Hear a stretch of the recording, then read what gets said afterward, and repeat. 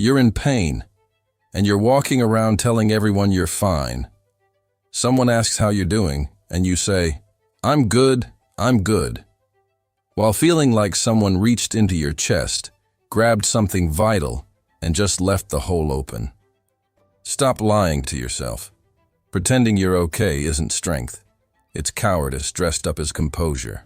And while you keep running that performance, the pain is rotting from the inside out, turning into anger, into bitterness, into a version of yourself you don't want to become. The truth nobody tells you is that the first step out of this hole isn't smiling more. It's stopping pretending the hole isn't there. Before we go any further, if this kind of straight talk resonates with you, hit subscribe. No victim mentality, no sugar-coated self-help. Just truth, depth, and what you actually need to hear even when it hurts. Now, back to what matters.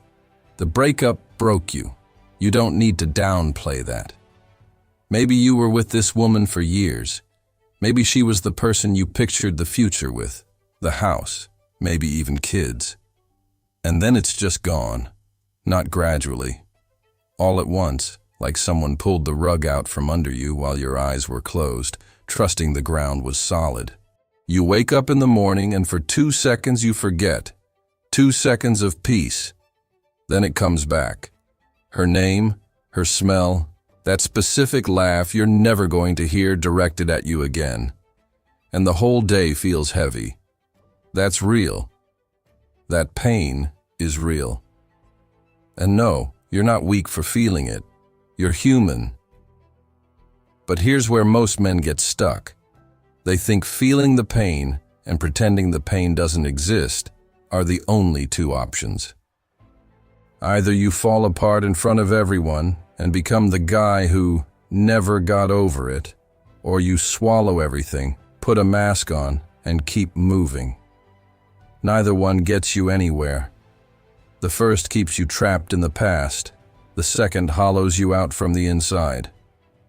There's a third way. And it starts with a concept the Stoics understood over 2,000 years ago, but that most modern men have never actually sat with. The dichotomy of control. The idea is brutal in its simplicity. There are things within your power, and there are things that aren't.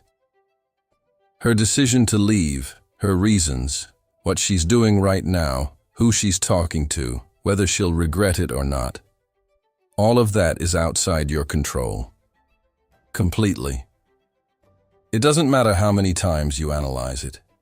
It doesn't matter how many times you scroll back through old conversations looking for the exact moment everything started to fall apart.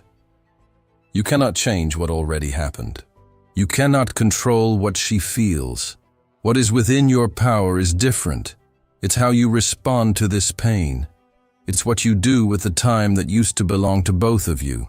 It's who you choose to become on the other side of this.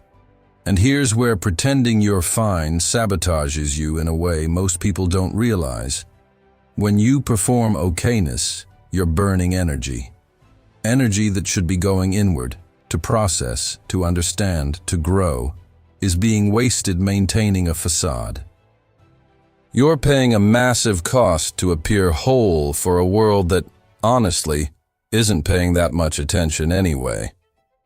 Dropping the act doesn't mean going around exposing your pain to everyone. It means internal honesty. It means looking at yourself in the mirror without the armor and saying, "This happened, it hurts, and I'm going to walk through it standing up." Now, 3 practical steps. No romanticism, no fluff. First, sit with the pain on a schedule. Every day, pick a window, 20 minutes, half an hour, and let yourself feel it.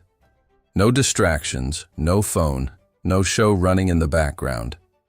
Just sit with it. Cry if you need to. Ask the hard questions. Then get up and go live the rest of your day.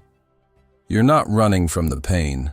You're giving it a time slot instead of letting it ambush you in the middle of work, in the middle of a conversation, in the middle of a night that could have been good. Second, kill the review ritual. Stop checking her profile. Stop rereading old messages. Stop asking mutual friends what she's up to. Every time you do that, you're tearing open a wound that was starting to close. The Stoic understands you can't control the past, but you can control whether you keep living inside it. That's an active choice. Every time your hand reaches for your phone with that specific intention, you stop, you breathe, you do something else. A set of push-ups, a walk around the block, anything. Break the loop the second it starts. Third, rebuild your identity. Part of what hurts in a breakup isn't just losing the person. It's losing the version of yourself that existed inside that relationship. You were her boyfriend, her partner, the man she chose. Now that identity is gone with her. What you need to do is invest in other identities you either abandoned or never built. The guy who trains, the guy who reads, the guy who's building something, a project, a direction, a purpose. Not to impress anyone, not to show her what she's missing, but because a man with direction doesn't need one specific person to know who he is. Pretending you're fine is the longest road to the other side. Because you can fool everyone around you, but you can't fool time. Untreated pain doesn't disappear. It just changes addresses. It becomes emotional distance. It becomes self-sabotage in your next relationship. It becomes that guy in his 40s who still doesn't understand why things never seem to work out.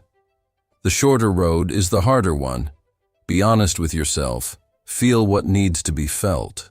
Control what's within your power, and let go of everything else. You're not recovering from a breakup. You're being forged, and steel doesn't become steel without going through fire.